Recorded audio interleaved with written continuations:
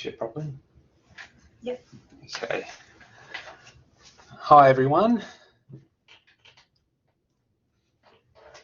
Hi everyone. My name's Matt.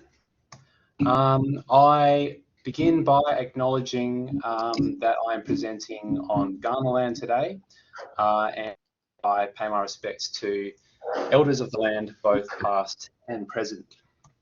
So my name is Matthew. I work in the Student Learning Support Service at Flinders. Here's a little snapshot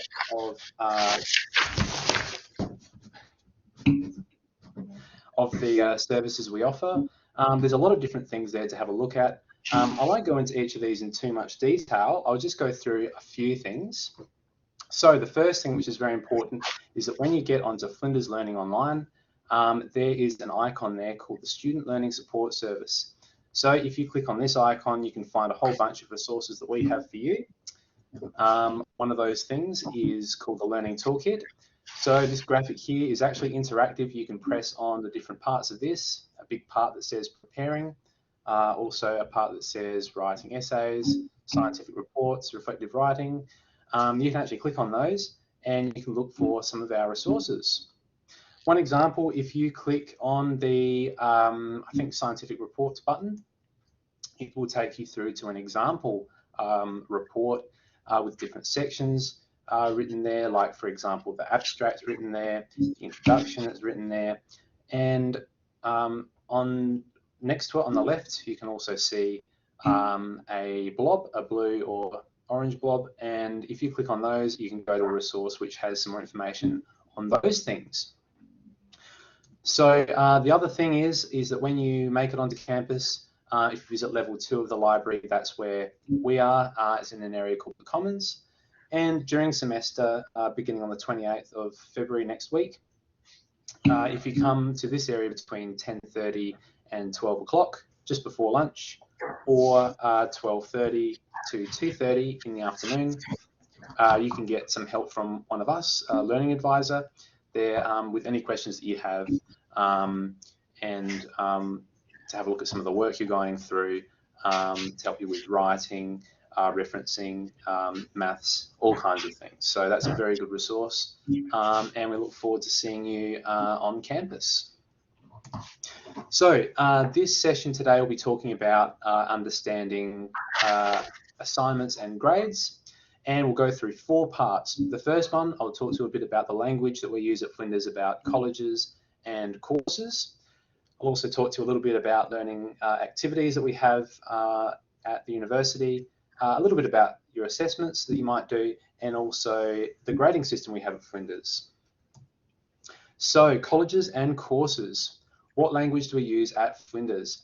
The university has 3 aspects to it, and I just want to say to everyone, all people at the university do all 3, and they are all about knowledge. We all create new knowledge, that is, we do research. We all put knowledge into practice. We are expert practitioners, and we also learn new knowledge. And that's everyone. That includes you as students. It includes me as a lecturer. It includes service support staff here, professors, PhD students. Everyone does the same thing. We're all interested in knowledge, and we all work around that, and we all do these 3 things. We all create it, put it into practice, and learn it. Even professors are still learning. We're all students for life. So the colleges at Flinders, we have 6 different colleges, and they all deal with different areas of knowledge. There's a College of Business, Government and Law, Education, Psychology and Social Work, Humanities, Arts, Social Sciences, Medicine and Public Health, Nursing and Health Sciences, and Science and Engineering. And when your degree will normally go through one of these colleges, but importantly, all 6 colleges focus on different areas of knowledge. So if you're doing a degree in nursing, you'll be your degree is kind of housed in that college. That's where you'll do most of your study, and it's where you do most of your work. If you're doing a degree in law, you'll spend most of your time in another college. So what about your degree? So a few important things at Flinders is the terminology we use about your degree. So your degree is also called a course. That's your degree program. It's the set of things you study as part of your time here at Flinders, and when you graduate with that degree. For example, a degree in science or a degree in arts. And that's what we refer to also as your course. So your course or degree program is a collection of topics. These are smaller parts. These are the parts that actually mean something to you. They're semester-long subjects called topics that you'll take each semester. You undoubtedly would be enrolled in some of those for first semester. A normal full-time load is for first-year students is 4 topics. And each of those topics can come from any college. So for example, you might be a medicine student, but you might be studying, this is just for example, you might be studying first year chemistry. And so that chemistry is, the first year chemistry is the topic, and that will come from a different college maybe to where your degree comes from. So you might at different stages of your degree be studying with people in different colleges. So what about choosing topics? There are a couple of different ways you might have to choose topics. There are some topics that are must-do topics. You have to do them. For example, if you do a degree in nursing, you have to do some core topics in nursing. You have to do them in order to complete the degree. There are other core topics, for example, in teaching, and these are the ones that you really must do. But there are other areas where you have a bit of flexibility. Okay, so something like nursing and teaching, those degrees have a set of topics that you simply must do to get the degree. You know, normally because through doing that you have registration with an external group in order to practice, for example, teaching or nursing. But there are some degrees where you have a lot of choice, for example, science or arts. And these are called majors or minors. And that's basically a sequence of topics that you can take, which gives your degree a certain flavour. So for example, in a science degree, you might do a major in physics. And that's because you've decided that in your science degree, you want to study more physics than anything else. And so you'll take more of those topics. And there's a certain number that you must take in order to get that major. And to say you have a Bachelor of Science majoring in physics. There are others which are a minor sequence, and this is the same as a major, but it's just a little bit less. So for example, when I studied at Flinders quite a while ago now, I studied a Bachelor of Science, and I did a major in chemistry, and I did a minor in mathematics. And the way to think about this is, with these degrees, is kind of like, as the image suggests, you have a patchwork quilt. So in a nursing and teaching degree, the pattern is very laid out for you. You have to collect the different pieces as part of the degree and complete the quilt in order to graduate as a nurse or a teacher. In some of those other ones, like a Bachelor of Science, Bachelor of Arts, where there's a bit more flexibility, you can choose the pattern that is on the patchwork quilt, and you can kind of pick the different pieces that you want to put together to make that pattern. But then in a lot of these different degrees with the topics that you take, there are free spaces in that quilt where you can pick what you want to do. And you can pick something across anywhere in the university. So for example, if you're studying in a science degree, to use the same example, you might have some free topics called electives. They don't contribute towards your major or your minor. For example, you might want to do a topic in politics just out of interest, and that will take and that will be an elective topic in your degree. It won't go toward a major or minor. It won't be a core topic, but it will be used as credit toward completion of the degree. So topics are a very important terminology to become used to at Flinders. There are also a bunch of other things here, support services. There are libraries everywhere over campus. We're in the Central Library at Bedford Park.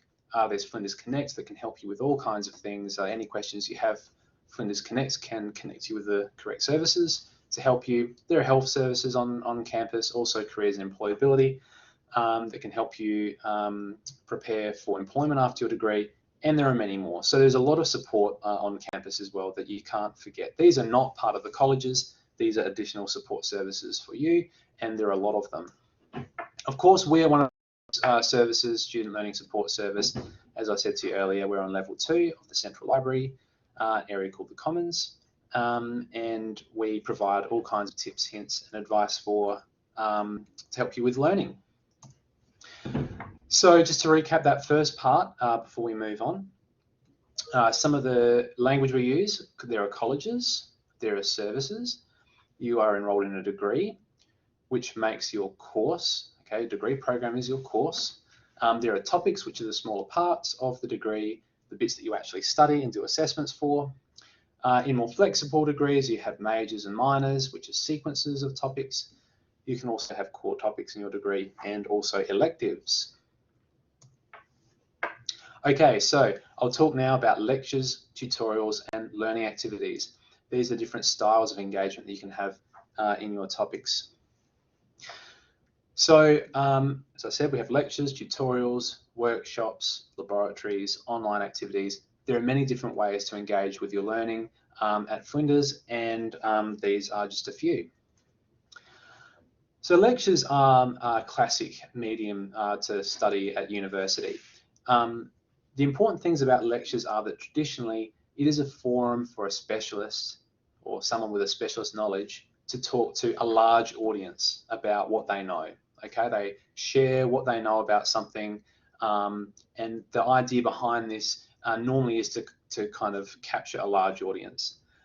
That's the style of presentation I'm doing today, because we have such a large number of people that want to hear about this topic.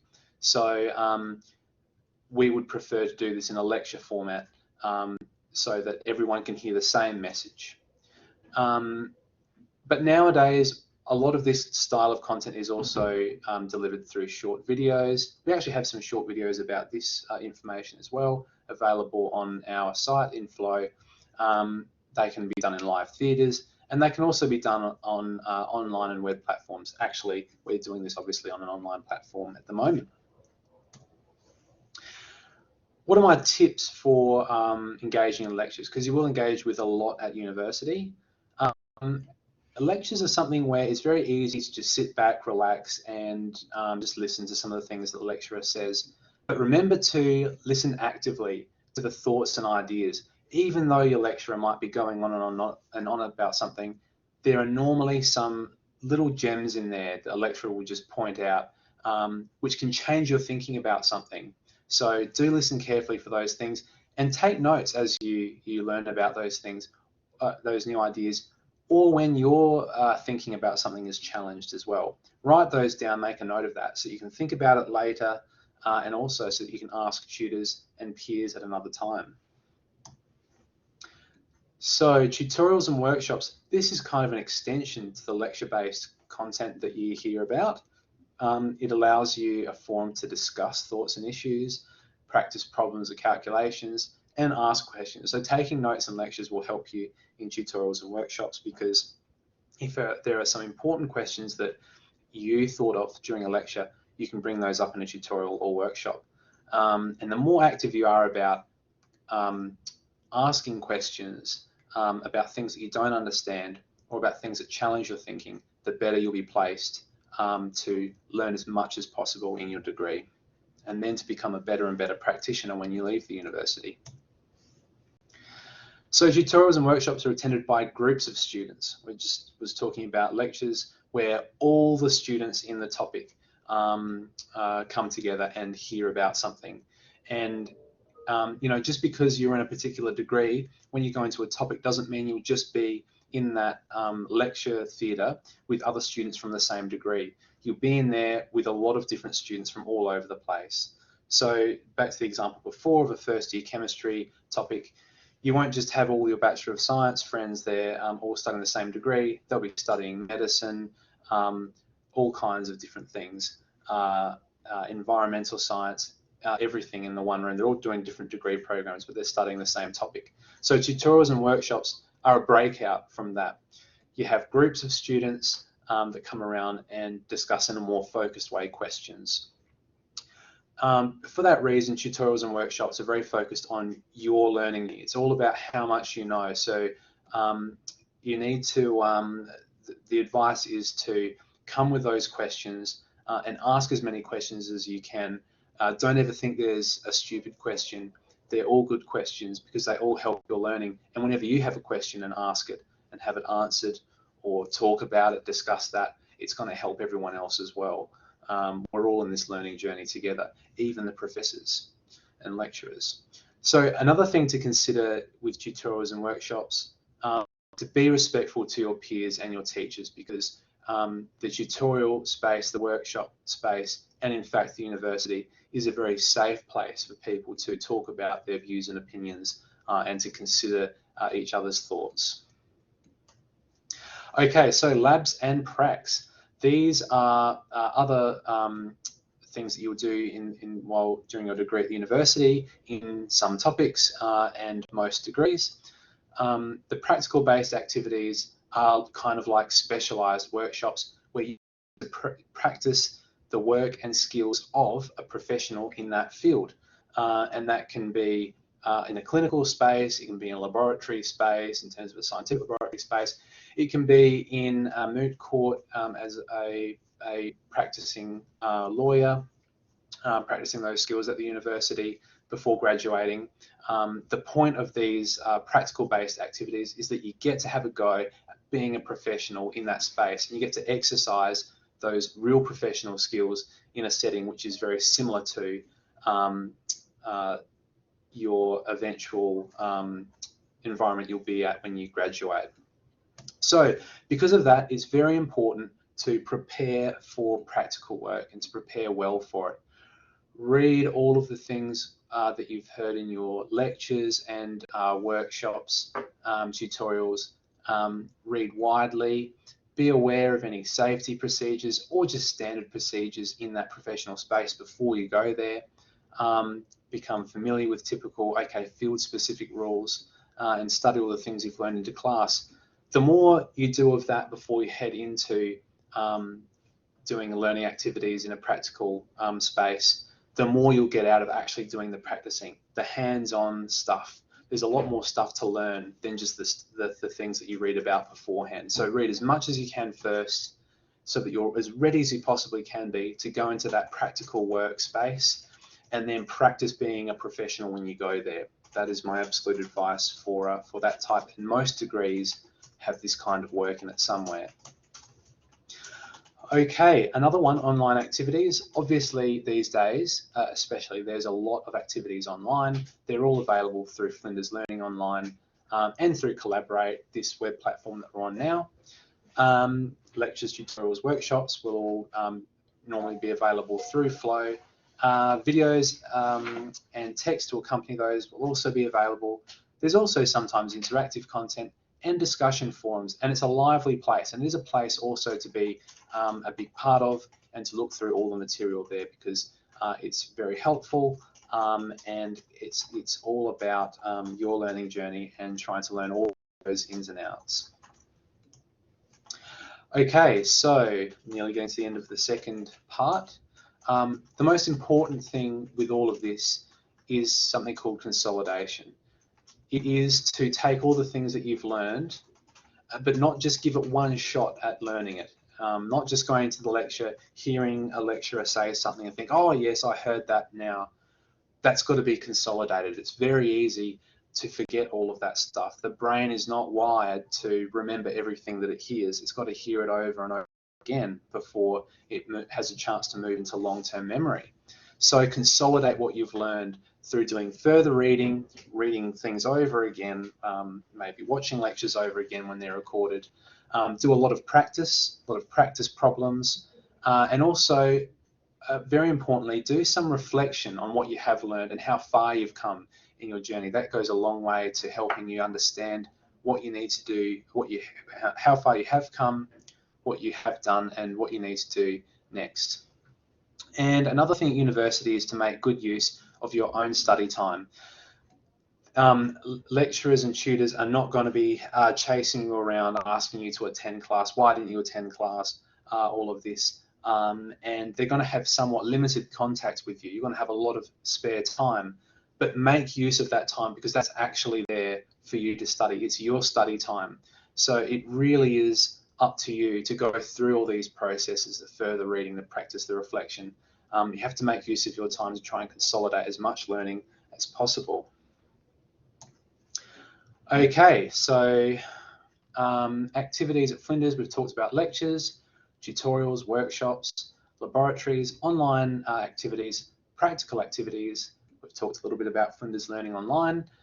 Collaborate, the place that we are now, where a lot of lectures and things will be held, and also importantly, consolidation of your work. Okay, part 3, we'll talk a bit about assessments now. Assessments, what are they and why do we do them? There are a lot of assessments at university, and often it will be the thing that you're most thinking about and most worrying about potentially. But what is assessment really? Assessment items are things that we must have. They're actually learning activities, and the difference is that they are assessed by your tutor or lecturer. Okay, so your tutor and lecturer look at it and they try and make some judgments about your learning progress. Assessments in each topic are detailed in the statement of assessment methods for every topic. Okay, what assessments do we have? We have essays, reports, presentations, quizzes, and examinations. They're different types, but as this image shows, the reason why these are an assessment is because they're like a measuring tool to measure where you are in your learning journey. And that's what I've got here, a quote from the CEO of the Australian Council for Educational Research, specialist in educational assessment. He says, and he always says, the purpose of assessment is to measure where you are in your learning journey at the time of assessment. That's the most important thing, and it's important to differentiate what you know and what you do in an assessment. So when you have an assessment, you're given an essay to write, you're given a quiz to do or an examination to do, and you just have to do the best you can to take all the things you've learned, to put it down on paper, and then your tutor, your lecturer will have a look at that and provide you with some feedback on how much they believe you've learned through the process based on that assessment item. So it's a measuring tool, and that's the way to think about it. It's not a final judgment on your intellect. It is a measurement of how far you've come with some pointers on where to go. So just a few of them. There are extended response style assessments, essays, reports, presentations. These things are very open. Okay, it's open for you to do what you want to do. It's important to read widely during those, to think deeply about the questions posed and things like this, to apply what you've learned in class. So it's not just saying, oh, I've learned this, I've learned this, I've learned this. Is to think about what you've learned, think deeply about it, read widely so that you know a lot of the things around that, and apply what you've learned to a situation, normally a situation that's given to you like an essay question to consider, or something you have to consider in a report or a presentation. The important thing here is to communicate with detail. Now, you can never communicate with more detail than you're asked to. For example, you can't write a 5,000 word essay when you're asked for a 1,000 word essay. But the important thing here is to communicate with detail, to try and show your assessor all of the things that you know. Okay, you want to show the things that you know, and to show the assessor, I know all of this stuff. Can you help me out with the things that I don't know yet? There are also short response, so that was extended response. There are also short response assessments such as tests or quizzes. These are typically, not always, but typically responses to those will be less than a sentence to 2 paragraphs. They're kind of shorter response things that often focus on areas of the curriculum. They ask you, what do you know about this? And what do you know about this? And you often provide an answer to that, or even selects from multiple choice questions on those. So this is obviously much more broad in terms of checking parts of the curriculum that you either know or you haven't got to yet. There are also examinations. Exams typically are a large portion or even the whole curriculum for a topic. It's got lots of different styles of questions depending on your area of study. across all the things you've learned. And so you have to go through and try and answer as many things as possible, obviously. The tip here is to provide answers with an appropriate level of detail, especially because there are typically time limits and things like this. Don't provide a paragraph response when you can provide one sentence response, especially if you're not asked for a paragraph response. And the flip side is also true. Don't provide a sentence response when you're expected to provide a paragraph, because there won't be enough information in there to tell your assessor about what you know about. Okay, and that goes back to the idea of the assessment being a measuring tool for the lecturer or tutor. Try to answer with the level of detail that is asked, and just try your best to show what you have learned. And when you haven't learned, there's still more to go. That's fine. That's the point of having feedback and having another go next time. So there are also skills and practice based assessments. In that practical space, normally you're assessed on your abilities so far, and you'll develop skills in working like a professional in that field, for example, in the laboratory or out doing field work or in the clinic. Just to recap, it's all about, assessment is about your learning journey. The assessments and feedback that you receive for those assessments should tell you something about how much you have learned, where you are currently at in your learning journey, and what to learn next. And that's the most important thing. And remember that if you have a bad day when you do an assessment, then that's fine. That's what happens with assessments. You can only try your best and to try and learn more and to do better next time. Okay, so assessment at Flinders, we've talked about a few terms. We've talked about assessment and what that means. We've talked about the statement of assessment methods that you can access for every topic: essays, reports, presentations, their extended response assessments, tests, quizzes, examinations, skills-based or practical assessments, the curriculum, which is all the stuff that you learn in each topic, and feedback you receive. So the last part, and once I go through this, then we'll have some time for some questions at the end. What about the grades at Flinders? So you are doing a topic, you've done a lot of learning activities like lectures, tutorials, etc. You've done your assessments where you're asked to do a particular activity like write an essay, and your assessor has a look at it and says, oh yes, it's evident from your assessment that you know about these things, but it's not evident from your assessment about these things, and that's the feedback they provide you. Then what happens is your work is then put on a grading scale, okay? And so the grading scale has a number of different categories. They are roughly aligned to a percentage score if in your topic a percentage score is used. So typically a high distinction, the top category, it's called a high distinction. It equates to 85% and above as a raw score. But the important thing is that on your academic transcript, which is basically your record of all the topics that you studied during your degree at Flinders, with a high distinction, you'll get a score of 7 based on that. That's just a point score that you get. And that goes towards something called your grade point average, which I'll explain in a minute. If you get a raw score for your assessments between 75 and 84% at Flinders, then that falls into a grade category called distinction, and the point score is 6 points. It doesn't matter whether you get 75% or 84%. When you get the distinction category, you'll get 6 points on your academic transcript, your record of results. It doesn't matter which end that you go. Same with the high distinction. If you get 85% and your friend gets 100%, you both get a point score of 7 on your transcript. Okay, if your raw score goes between 65 and 74%, then you have a grade category called a credit, which has a point score of 5.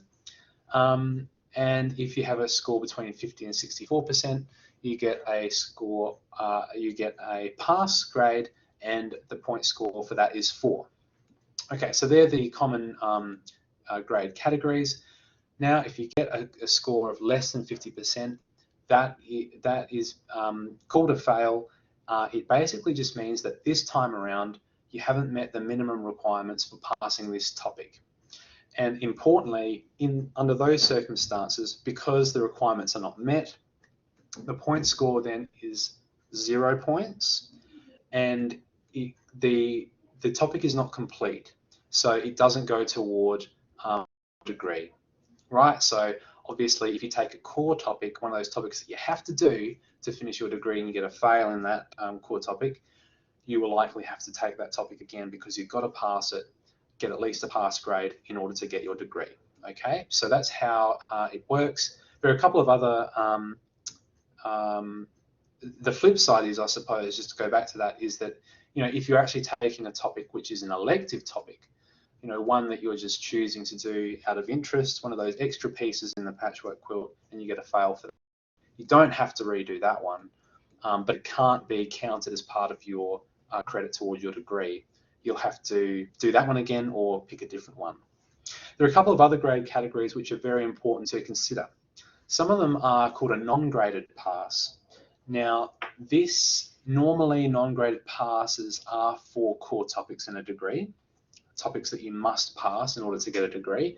And what this means is that as long as you get a pass mark, you pass it. There's no high distinction, credit, all of this kind of stuff. You just get the pass or you don't get the pass, okay? That's what a non-graded pass is. So for example, there might be one in a teaching degree. I'm just having, it's an example, it's not necessarily a real example, where you're supposed to pass a particular topic and you get a non-graded pass for it. You don't get a high distinction, you don't get a distinction, you just pass or you don't pass. And normally when you don't pass, you've got to do it again until you get the non-graded pass. There's no point score associated with that, but it goes on your transcript and it's just got to be done, okay? There's a couple of other really important ones, and these are important to consider, and that is withdrawing from a topic. So it happens sometimes we start a topic, we start studying in that topic, we don't really like it, we're not really doing very well in it, we don't really want to do it anymore. That's fine. We can always withdraw from that, say, oh, I don't really want to do this anymore. I want to do something different. Of course, you know, if it's a core topic, that can obviously cause some issues because you've got to do that topic, but you can withdraw. And if you withdraw before a certain date in semester, you'll get a withdraw not fail. And this means that you can withdraw from the topic, you can leave the topic, but you don't get a fail grade, right? So it's not failing, you're withdrawing. And for semester one, this semester, that date is the 13th of May. So if you're doing a topic and you think, oh, I really just want to bail on this topic, you can get a withdraw not fail before the 13th of May. And what happens is that it will go on your transcript that you have a WN, withdraw not fail. That doesn't contribute to your GPA. It just goes in the transcript so that it's just written down there, oh, you had a go at this topic and then you decided to stop it. Okay, so that's the withdraw not fail. If you leave it too late though, past the 17th of June this semester, it doesn't matter if you withdraw, you've gone too far in the topic and you'll just get a fail grade actually. So anything past the 17th of June, you might as well do your last assessments because you'll have a fail if you withdraw from it. And that's a special grade called a WF. So you failed, but you decided to withdraw. In that case, it's the same as a fail, you get a 0 point score. There's another date to consider, is the census date. So this is a date where you can withdraw from a topic, you don't even get a withdraw not fail grade, it's like you never did the topic, and in fact you don't even have to pay for it. So there's no tuition fee if you withdraw from a topic prior to the census date, there's no point score added to your academic transcript, it's as if you never did it. And that typically happens in the first few weeks of semester. This semester it's the 1st of April, it's not a joke. If you withdraw before the 1st of April, you don't have to pay for the course, doesn't go on your HECS debt, and it's like you never did it. So this is, in a way, it's a convenient date because it means that you can enroll in some topics, give them a bit of a go, see what they're like, and then cancel before committing to anything going on transcripts or anything. So that key date is the 1st of April this semester. Okay, now I want to talk about the grade point average. So this is like an average, it's an average of all the point scores that you've studied in your degree, okay? And it is a useful score to keep in mind. It's not everything at all. You shouldn't worry about it too much, but it is something to keep in mind because it is used for something, okay? It's useful when you transfer degrees or do additional study after your degree if you want to do some more study. Before you came to university, you would have had some sort of a score, whether it's an ATAR or something. That score, now that you start university, doesn't really mean anything anymore. It's a tertiary admissions rank. It admits you into a tertiary institution. You've been admitted, you're starting a degree now, so your ATAR, for example, can't really be used for anything. It doesn't make any difference. What matters now is your grade point average, and it's just the study that you've done at university, and that acts as your admissions rank for other degrees later on. I did another degree after my first one, and I was admitted to that degree because of my GPA, not because of my ATAR. So it is important to keep in mind. And the reason why I point this out especially is because of the idea of the grades that you get, the point scores you get, and also importantly the failing, okay? So I just got a few examples to show you how the GPA works.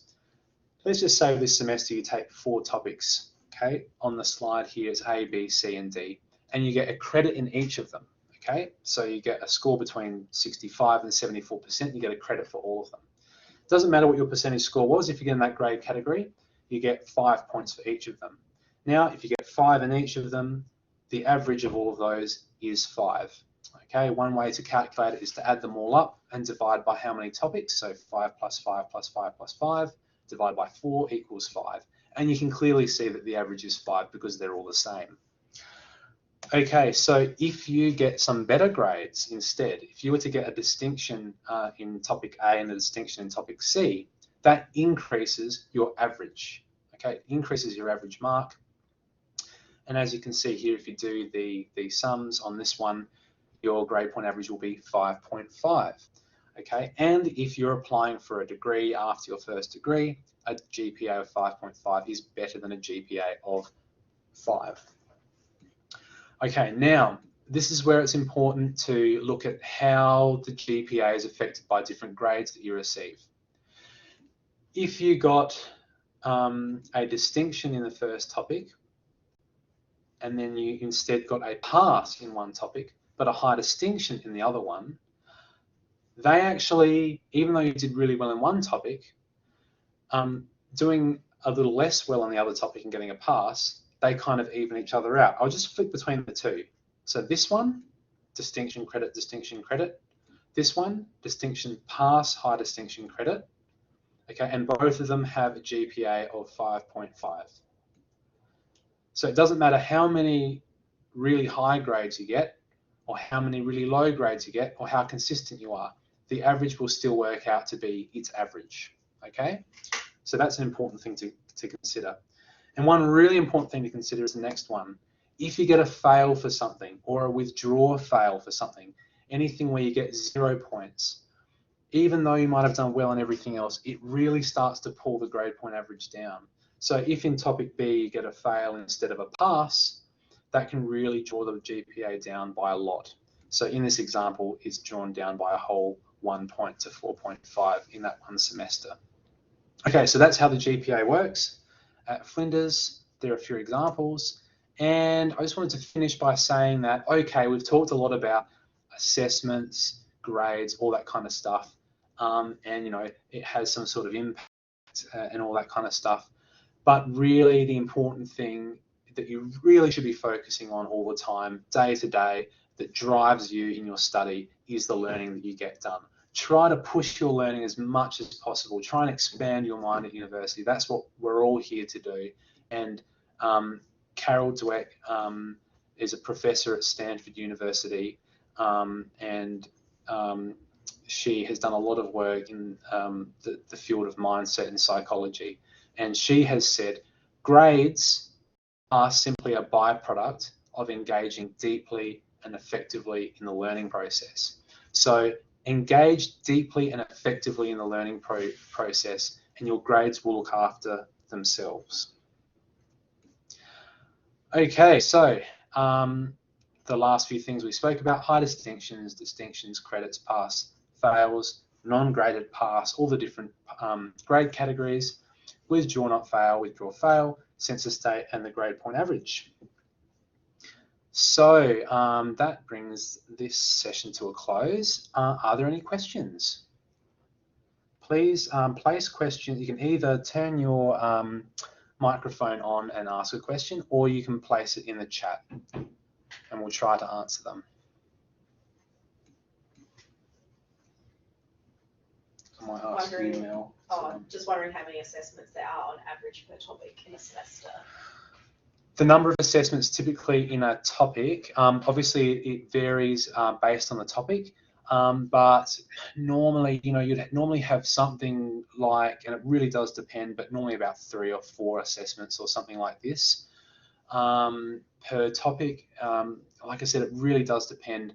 Often you'll have topics where there's 1 or 2 major assessments and then a few smaller ones in terms of their weighting toward your grade. I wouldn't be too concerned about the load. When you have 4 topics, they'll all have a certain number of assessments, such that you will be busy. It's definitely a full-time studying is definitely a university is definitely a full-time thing. One thing that you have to be a little bit wary of is that assessments, no matter how many there are in each of your topics, they often tend to be pushed to the end of semester more. So if you can try and get a head start on your assessments earlier in the semester, that will be toward the end. And toward the end of the semester, everyone's busy. It's a bit of a rush and stuff like that. Don't be overwhelmed by the workload. Don't do any more than the full-time load. Overloading can cause some issues, but you should be fine. There's always a number of opportunities to get a good grade in the topic, and there's 2 or 3 major assessments in each topic. A question about being able to resubmit work. Yes, there are. I'm answering a question about resubmitting work for assessment. There are resubmission policies at Flinders, and you often are given the opportunity to do that. I think the current policy is that as long as you've made a meaningful attempt at your assessment, if you don't pass it, then you can have another go at that. Now, typically when you have another go, the maximum score you can achieve is a pass grade, to be fair to all the other students. So if you have a go at an assessment, you really try to do your best. If you don't quite pass it, and your topic coordinator says, have another go to resubmit, and you resubmit a better assessment and you get a pass, normally you'll just get a pass and that's it. But yes, there is a resubmission policy from this for sure. Some questions about GPAs in here. I'm just going to send the resubmission link. How GPA and honours differ from each other? How GPA, sorry? Yeah, how GPA and honours, like maybe do you need okay. a high GPA to get into honours? Yeah, so there's a question about GPAs and honours. Now, often degrees have an additional honours year. Often it's a 3-year degree, and then there's an optional 4th-year honours for which you will gain competitive entry. So, you'd want to try and curate a reasonable GPA to get into honours. I think that it's better to ask people in the field about that, because people in different areas of knowledge and different colleges work slightly differently on who they accept into honours. It has a lot to do with how popular the honours program is, all this kind of stuff. In honours, the GPA that you get during honours is the same as any other GPA. You take topics. Often some of those topics will be research topics, so you actually do research projects as part of your assessment, but they will go on your transcript the same and give you a point score the same as any other one. And then the score that you normally get from an honours degree can help you also to go to a master's degree or a PhD. I think one of the key things here is that I think the AQF level for honours degrees is higher. So it's like the honours, the extra bit, the honours is kind of like a promotion in terms of the classification of the degree type for sure. But yeah, ask your college about what the GPA means for honours in your area. Somebody's asking, how hard is it to score a HD or a distinction? Is it rare? They're pursuing a master's. Okay, so the question is about how difficult it is to get a high distinction or a distinction, whether it's rare, all that kind of stuff, especially thinking in the future, oh, I'd like to do a master's degree at some time, all of this stuff. What I can say about this is that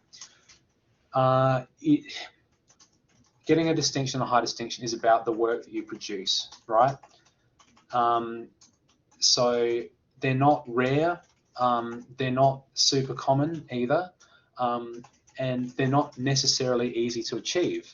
The best thing that you can do is to engage in the learning process as much as you can, engage with it actively, deeply, and try and do that effectively. Take on the feedback you hear from tutors and lecturers and do the best you can.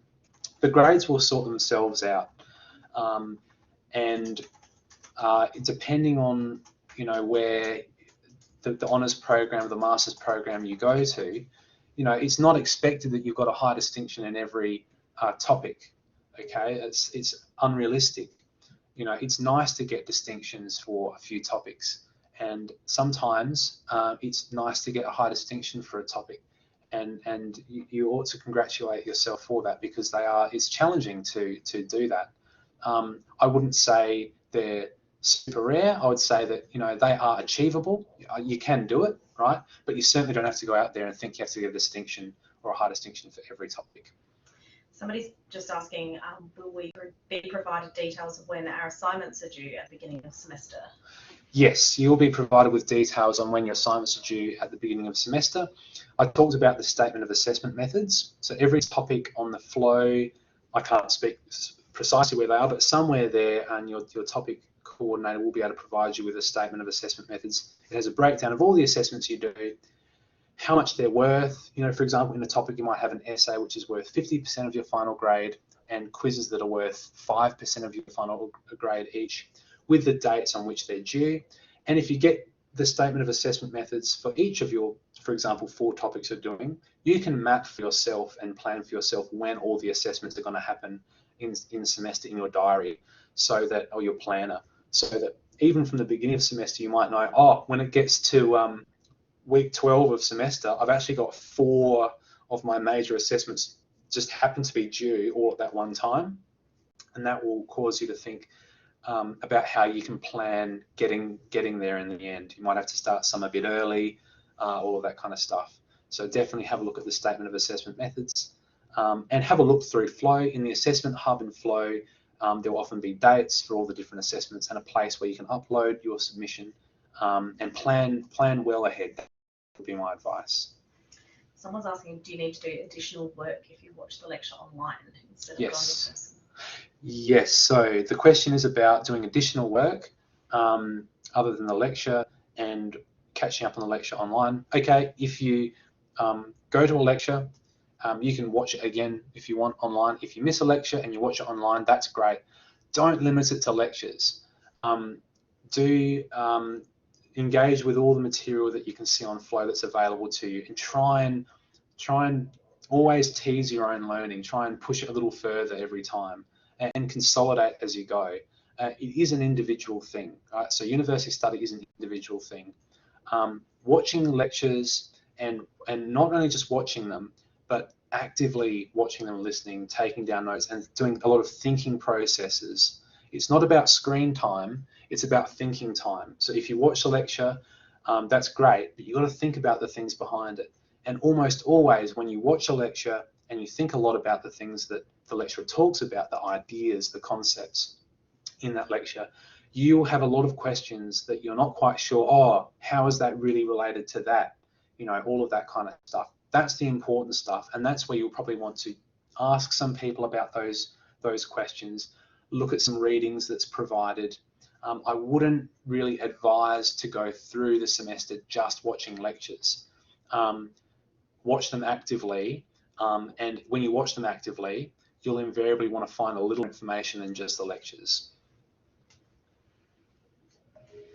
Cool. Somebody's asking, which is for toolkit, I guess, where you can find exemplars of work. Yeah, so the question is about finding exemplars of work. There's a couple of different ways you can do that.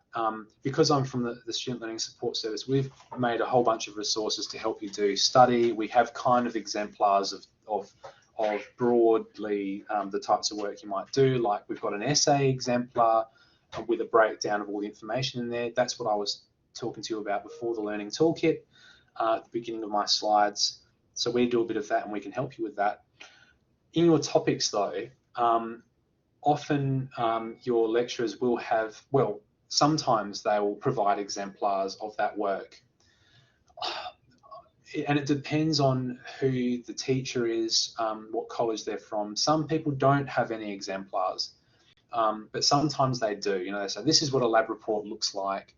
Have a look at this. I want you to produce something like this. Or have a look at this scientific poster. This is what I want you to produce.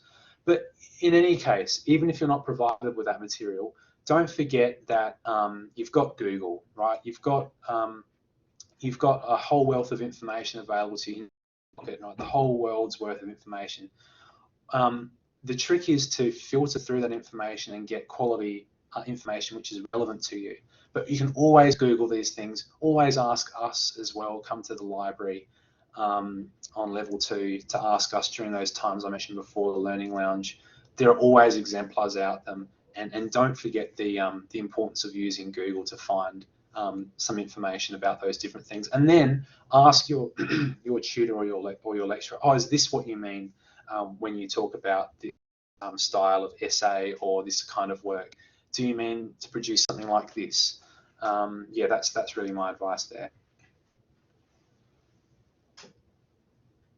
Somebody's asking, will there be opportunities to engage one-on-one with topic coordinators and Flinders staff? The question is about engaging with topic coordinators and Flinders staff. You can absolutely engage with topic coordinators and Flinders staff. There's no issue there. Flinders staff are always open to talk to you about all kinds of stuff to do with your learning, about expectations, anything. Do keep in mind there are a lot of students at Flinders, of course, and some topics that you'll be in, the lecturers will be presenting a lecture in front of 300 or 400 people, right? So it's not, they don't have they don't have all their time to spend talking to you, of course, because they're busy people and there's a lot of students, but you can absolutely reach out for that support and send your topic coordinator an email or your tutor an email and ask a question, and you can absolutely engage with them.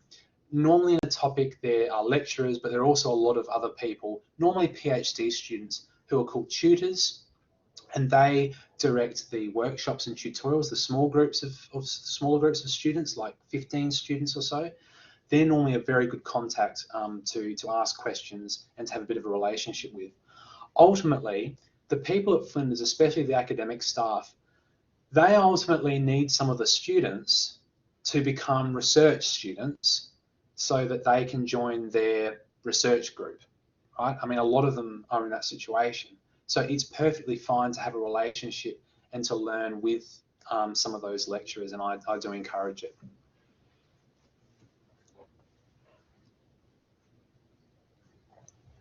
Are there any more questions, Mel?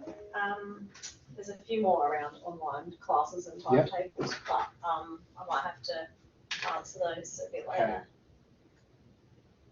So I'm not 100% sure. It's asking if all lectures will be online, or I guess it just depends on the topic. Yeah, there was a question about lectures being online. Again, it really depends on the people delivering the teachers delivering the lectures. There are thousands of academic staff at Flinders, so they've got many different ways they do things. Most of the time, this content is made available online. Obviously, in the last 2 years, we have had lockdowns and things like that where students and staff have not been able to come onto campus. So we're very aware of making a lot of these things available online for remote access. So usually a lot of material is available online. But again, it does depend on the specific topic and the type of information that is shared as well. Somebody's asking if on the student's transcript, if the marks for each unit will be shown or just the grade point average. Yeah, that's great question. On the academic transcript, what will be shown? Will the grades be shown? Will the score be shown? The score will not be shown. It will only be the point score. Like I said a bit earlier, it doesn't matter whether you get a 51% or a 63%. Right? You will get, if you fall in, for example, the pass category, you'll get 4 points. And so on your transcript, it will say, topic name, whatever it is, right? First year politics, whatever. It will say the grade, so pass or distinction or whatever, normally just the letters, like DN for distinction. And then it will have the score. So for example, for a distinction, it's 6.00, like just 6. It doesn't say what percentage score you got. It just says the point score. And so that happens for every single topic in exactly the same way. And at the end, it'll just have an average score on there. Just like I showed on those slides, pretty much the same as that, right? Topic A, but the name DN 6, and then at the very end, it will say, grade point average for all studies in the Bachelor of Nursing, whatever, and it will have 5 points something, or whatever it is. That's how it will look on the transcript. And somebody's just saying, do you need a basic understanding of topics before starting them? The question is about having a basic understanding of a topic before starting it. Again, it does depend on the topic. Some topics have some assumed knowledge. Some topics, so for example, assumed knowledge is like, we assume that you've studied English literature in year 10 of school for the SACE, right? And so when you start that topic, the lecturers will just assume you know up to that level, right? Some topics have prerequisite, means that you can't take the topic, or at least you shouldn't take the topic, unless you've done a different topic beforehand. So for example, if you take second year physics, they might say, you have to have done first year physics before this, because everything you would have learned then, we're going to bring forward and learn more on top of now. But beyond having assumed knowledge and prerequisites, normally there is no assumed knowledge. So if you go into first year politics now, don't have any, we've assumed you've studied whatever before. They will take you from the very beginning, right? They'll take you from the very beginning, and there's no reason why you can't just start learning at the beginning of the topic. Cool. I think we might have gotten through all of them, but I may have missed some because the chat's quite busy. Somebody's saying, how many examinations normally are there in a year, and what about writing format of assessments? Okay, number of examinations in a year is a question. It really depends again on the topic that you're taking. A lot of science-based topics still have a lot of exams. You won't normally do more than 1 exam per topic. There's no set number. It really does depend on the topics that you take, and you might have no exams, right? You might have no exams at all in the whole year, because the topics that you take, they're not asking about an exam. The other question, or was an extension to that, was about the writing style or format with regard to written assessments. That's something we can help you with. We're specialists kind of in that area. We can, if you have an essay or a case study that you need to write, you can come talk to us and say, I've got this case study, whatever. I'm not quite sure how to format it, this kind of stuff. We have a lot of support resources around that. The other thing is that with every assessment you will get a description of the task by your lecturer. They'll say, this is what we expect, these are all the different parts, and you'll even get normally a scoring rubric, okay, or set of rubrics. And so that will say, the lecturer will say, this is what I'm assessing. I'm assessing how well you do this, how well you do this, how well you do this. And then for every part of that, there'll be a sliding scale of a description on how well you've done it. And what they'll do is they'll look at your work. You can use that as a guide to produce the work firstly, and then when the assessor looks at it, they'll look at the work and they will grade it on that grading scale, and then they might give you comments to say, look, I've given you this point on the grading scale, you've done a lot of good things, but there are some things that you can still improve on, this kind of stuff. So a lot of expectations are there up front, and I really encourage you, even at the beginning of the semester, sometimes when you're planning out the different dates for different assessments, to have a look at the expectations of the task, because there's a lot written in there. And if you want to have some help to learn how to read those best, of course you can ask your tutors or lecturers in the topic itself, and they're really the best people to talk to. And otherwise, you can come see us too, and we'll help you out as well. Somebody's just asking if all topics are weighted equally as part of the GPA. Yep, all topics are essentially weighted equally. What they're actually weighted on is the number of units. That's actually a term that I didn't introduce to you. Topics have different sizes sometimes. I can't really remember. Do you know if topics are all the same unit size now? I don't know. Okay. Sometimes topics are a different unit size. So let's take typical first year. In first year, typically in the first semester, you have 18 units, okay? And each topic is worth 4.5 units, right? Yes, 18 divided by 4 is 4.5. So they're all evenly weighted. And so they all have an even weight for your GPA when you calculate that. Now, typically not in first year, but in later years, you can have units with a you can have topics with a different number of units, basically a different weight. And that has to do with how much time you have to spend studying it. So if you have a 6-unit topic, that will take up half the semester's work. No, a third of the semester's work. 6 out of 18 is a third. And so that will be weighted more heavily on your GPA. And in your degree, you have to complete a certain number of units. It's not a certain number of topics. It's not you have to complete 24 topics, because those topics might have different sizes. It'll be you have to complete 108 units or something like this. So each topic has a certain number of units that it's worth. I would have to check myself, but I think that most topics at Flinders are just this quarter of a semester weighting 4.5 units. So normally they're evenly weighted, yes. Yep. Cool. That's probably it. I was going to say people are going to email through if they have any other questions. Okay. I've missed. Okay, thank you very much for that. We'll end it there. If you've got any more questions, you can email it to slss@flinders.edu.au. Thank you so much for your engagement on the chat. I hope it's been useful. I know it's a lot of information, but it is important information to know about. Please do remember on Flow, our little icon for Student Learning Support Service. We're here to help you, and we love helping all the students here. So come up and see us at the Commons in the Central Library. And yes, there will be. Yep. I didn't record it, I don't think. I did. Oh, good. Okay, there's a recording available. I forgot to press record, but Melissa, who I'm sure you can see in the background there, has helped me out and has hit the record button for me. So a recording will be available at some point in some place. You don't want to add to that, Mel? Or? Just on the Flow site. I posted the link in the chat. Okay, so Mel's posted a link in the chat. It's available on the Flow site, a recording of this one. Or it will be later on. Yeah. Okay, so yeah, thank you everyone.